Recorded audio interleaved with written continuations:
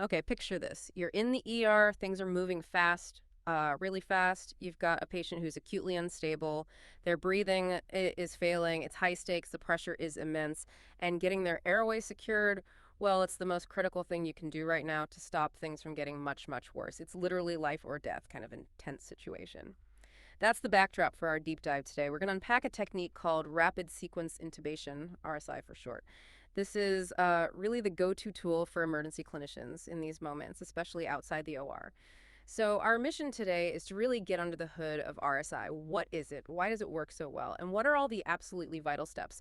We're drawing on insights from top medical experts, focusing on how it's done in adults in emergency settings. Yeah, and the big picture really is that RSI is about controlling a chaotic situation. It involves giving meds super quickly, one for unconsciousness, one for paralysis, to make intubation faster and, crucially, safer. The goal is twofold. Nail that intubation on the first try, and maybe even more importantly, stop stomach contents from getting into the lungs. That's aspiration, and it's a major risk. Right. So to make sense of this complex, high-speed procedure, we're going to use a really helpful framework clinicians use. It's called the 7 Ps of RSI. Think of it as a roadmap. It helps break down something that happens in minutes into understandable steps. Ready to jump in? Let's do it. Okay, so let's start at the core. What exactly is rapid sequence intubation? What's the main thing a clinician is trying to achieve when they decide, okay, we need to do RSI? So fundamentally, RSI is about giving two types of drugs almost simultaneously. You've got a fast-acting induction agent that's for knocking the patient out, making them unconscious, and right alongside that, a neuromuscular blocking agent, which causes temporary paralysis. The whole point is to make getting that breathing tube into the trachea, the windpipe, as quick and smooth as possible. You're aiming for speed and precision, like you said, mostly to maximize your chances of getting the tube in right on the first go, and to seriously minimize that risk of aspiration, especially if you suspect the patient hasn't got an empty stomach. And that speed and precision for you listening, it's not just about being efficient, is it? There's real data behind this. Absolutely. Studies show RSI leads to higher first-pass success rates, getting it right the first time, and fewer complications overall. But like anything powerful in medicine, there's a trade-off, right? You mentioned risks. Yeah, exactly. While it's super effective, the drugs used, especially the induction agents, can cause a pretty significant drop in blood pressure hypotension. That's a big deal in patients who are already critically ill. Yeah. It's a challenge, definitely, and it's something clinicians have to anticipate and manage, as we'll see in the later steps. Okay, that makes sense. So given that power and the potential risks, when do clinicians actually reach for RSI? Is it for every single emergency airway situation, or are there specific times it's the best choice, and maybe times when it's, well, not? That's a really good question. RSI is definitely the most common way airways are secured in emergencies for critically ill patients, especially when you're not expecting the intubation itself to be particularly difficult, anatomically speaking.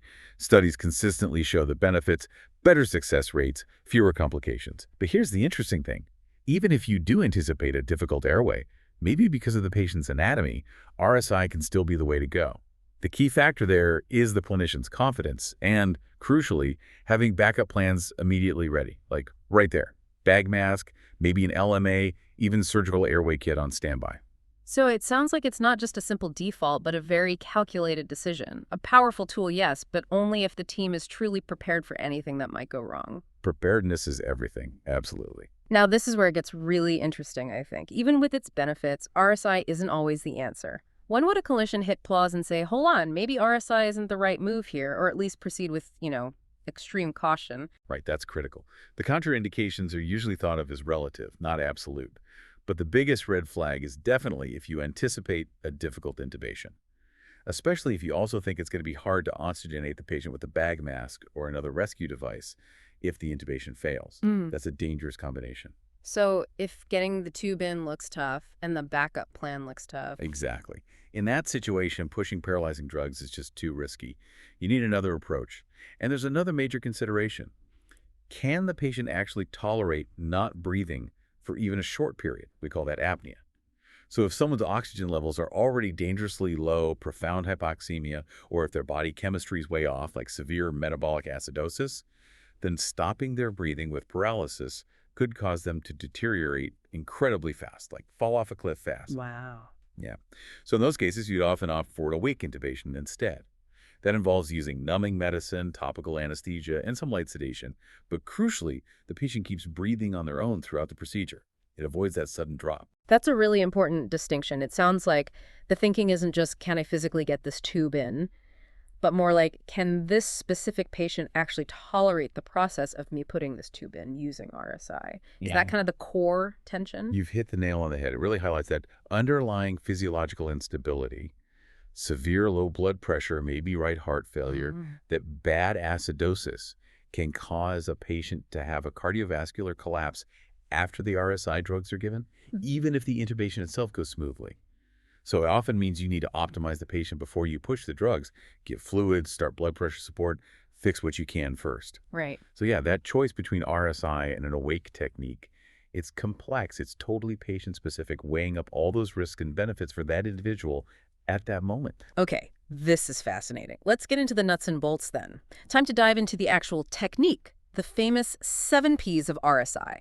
This is like the checklist, the roadmap clinicians use. We're talking preparation, pre-oxygenation, pre-intubation optimization, paralysis with induction, positioning, placement with proof, and finally, post-intubation management. Quite a list. It is, but each P is critical. All right, first P, preparation. This ideally starts about 10 minutes before you actually intubate.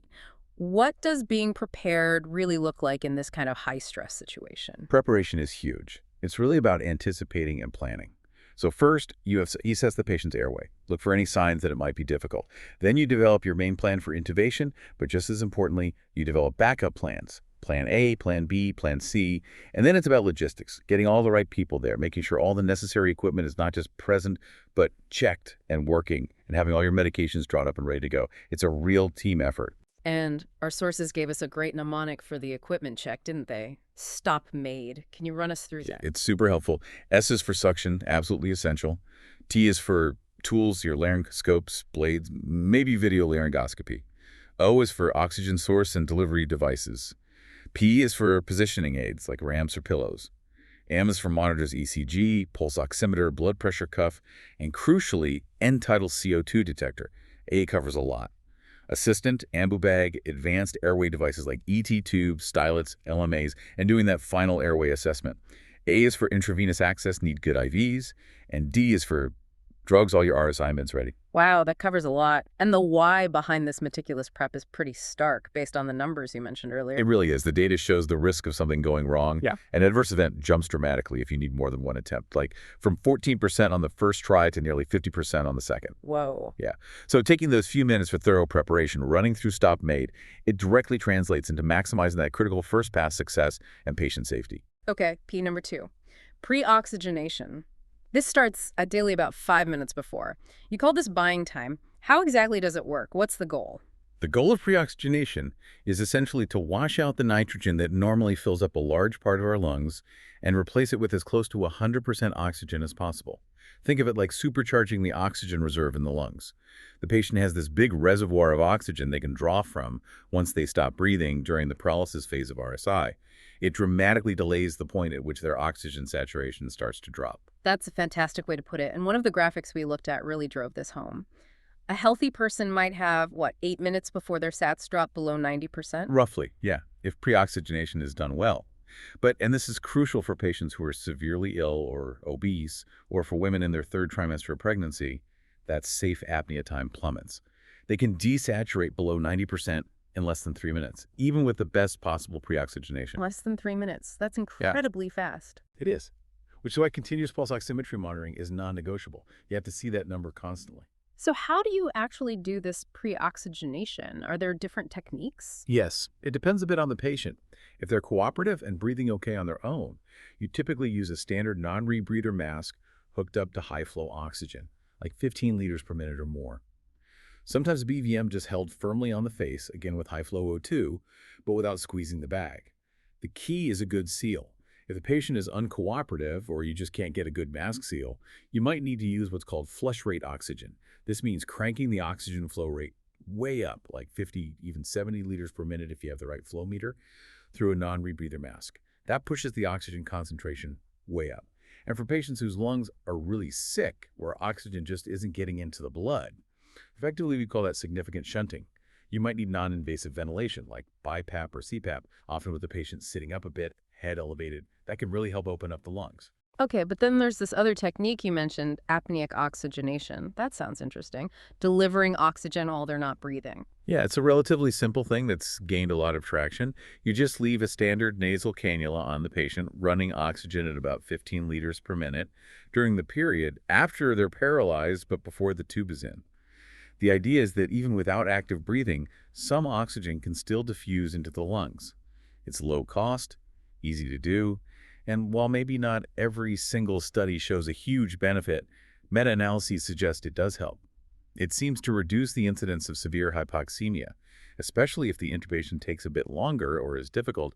It basically buys you more safe apnea time. So it's generally recommended now as an extra layer of safety. Pretty much, yeah. Mm-hmm. Especially encouraged if you think you might run into trouble. And sticking with oxygenation, you mentioned something that really challenges older teachings, the idea of gentle mask ventilation during that apneic period. I thought the rule was strictly no bagging between paralysis and intubation. That was the dogma for a long time, absolutely. The fear was forcing air into the stomach and increasing aspiration risk. Mm. But practice is evolving based on evidence, especially for those really high-risk patients we talked about, the ones who desaturate super fast. There was a big multi-center trial looking at this. They studied critically ill adults at high risk for hypoxemia, and they found that providing gentle mask ventilation, just enough to keep the chest rising slightly during that period, significantly reduced the rate of severe hypoxemia. It dropped from over 22% down to about 11%. Wow, that's a huge difference. And critically, did it increase aspiration? That was the key question, right? And in that study, in those selected patients, it did not appear to increase aspiration risk. Okay. So it's a major shift. It doesn't mean bag everyone aggressively, but for those patients who just can't tolerate apnea, gentle ventilation might be safer overall by preventing that dangerous oxygen drop. It's about prioritizing oxygenation when necessary. That's a really important update. Okay, moving on. Before the actual drugs go in, there's the third P, pre-intubation optimization. This starts maybe 3 minutes before, but you said it can take longer. What exactly are we optimizing here? It's not the airway itself. No, exactly. This step isn't about making the mechanics of intubation easier. It's about fixing the patient's underlying physiology to prevent them from crashing after the RSI drugs are given. Remember how we said those induction agents can drop blood pressure? And then positive pressure ventilation after intubation can drop it further? Right, the vasodilation and myocardial depression. Precisely. So if a patient is already hypotensive or severely acidotic or has other major physiological issues, giving those drugs can push them over the edge into cardiovascular collapse. Optimization means addressing those problems beforehand as much as possible. So give me some examples. What would that look like in practice? It could be things like rapidly giving IV fluids or blood if they're volume depleted or bleeding. It might mean starting a vasopressor infusion, like norepinephrine, to bring their blood pressure up to a safer level before induction. Or, in a trauma patient, maybe they have a tension pneumothorax air trapped in the chest collapsing a lung. You'd need to decompress that first. You stabilize the physiology before you induce.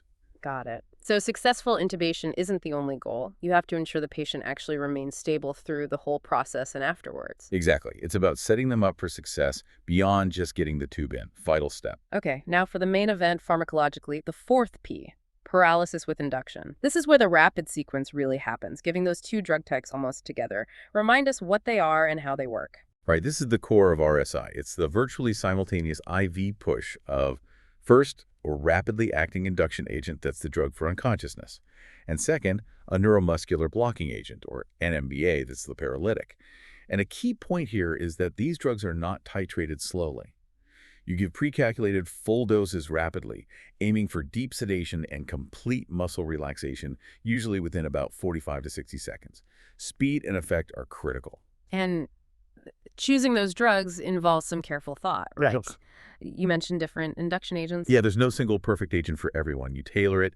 Etomidate is popular because it causes very little drop in blood pressure, which is great for unstable patients, but you have to be aware it can temporarily suppress adrenal function.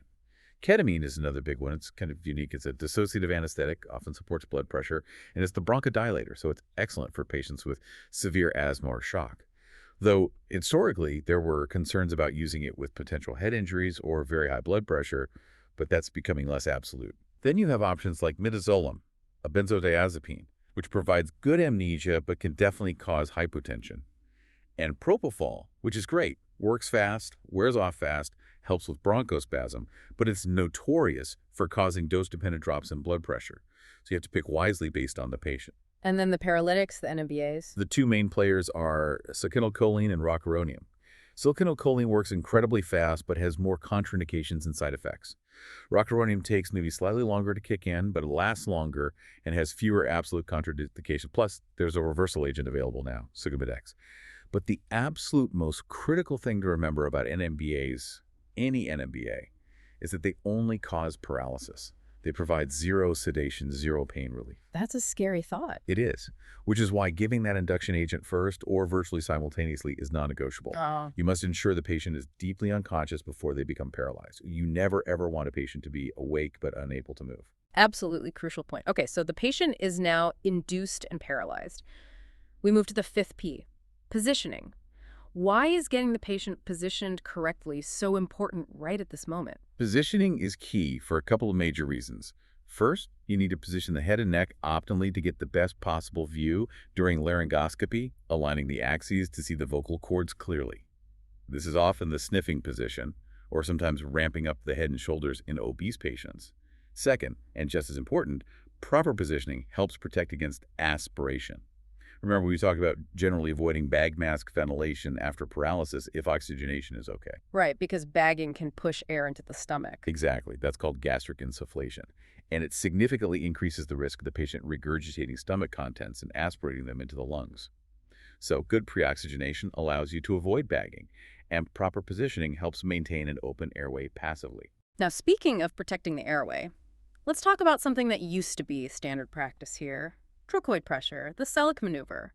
Our sources had a pretty significant update on this, didn't they? They really did. This is another area where practice has shifted based on evidence. For years, applying firm pressure on the cricoid cartilage, that ring in the neck, was thought to compress the esophagus and prevent regurgitation during RSI. But the evidence just doesn't support it.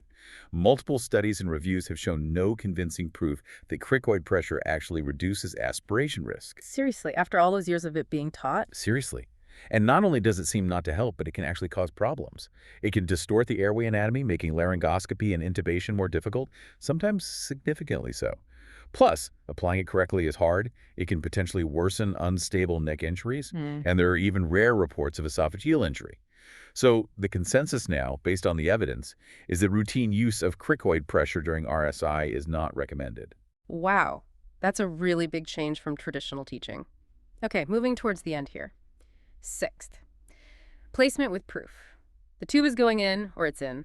How do clinicians absolutely know it's in the trachea and not down the esophagus? This seems like a step where you cannot afford to be wrong. You absolutely cannot. Getting this wrong, an unrecognized esophageal intubation means you're pumping air into the stomach instead of the lungs. It's catastrophic, leads to rapid oxygen deprivation, brain injury, and death if not corrected immediately. Confirmation is paramount. So what's the foolproof way? What's the gold standard for confirming placement? The unequivocal gold standard is end-tidal carbon dioxide, ET CO2 detection.